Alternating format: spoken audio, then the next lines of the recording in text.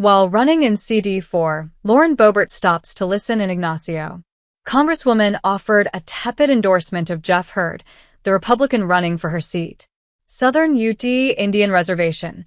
With just under 5 weeks until the election, U.S. Representative Lauren Boebert is spending time on the Western Slope, her stomping grounds, for another 3 months. Boebert, a Windsor Republican who is wrapping up her second term representing Colorado's 3rd Congressional District, is running for a seat representing District 4 on the eastern side of the state.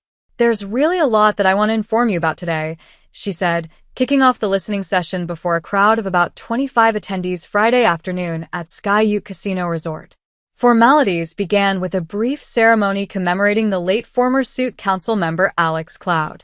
The tone of the event oscillated between leaders in the district's community vocalizing concerns to their elected representative, and that representative taking a victory lap for some recent wins. "I've not stopped working for the 3rd District, passing legislation for the 3rd District.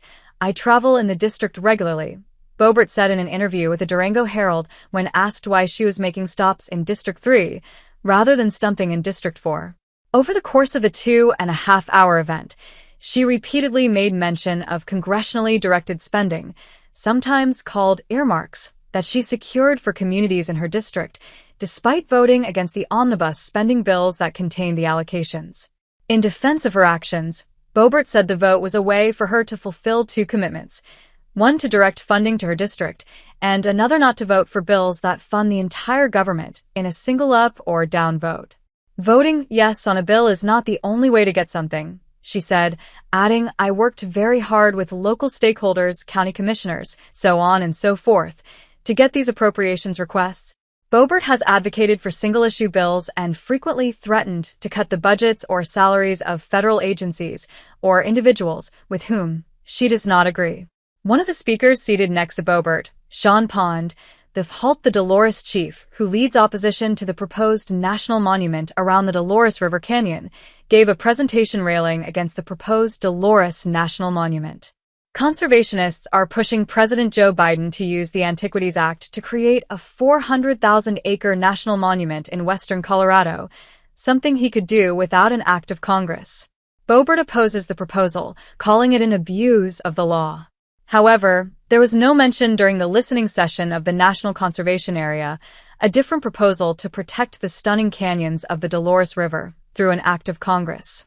Boebert and Colorado Senators Michael Bennet and John Hickenlooper introduced complementary legislation in 2023 to create the NCA. Boebert says she has not backed away from the proposal. Boebert's bill has not received a committee hearing, while the Senate bill has. Although he appeared only under the titled attorney, Boebert's one-time primary challenger Jeff Hurd was a conspicuous presence at the event.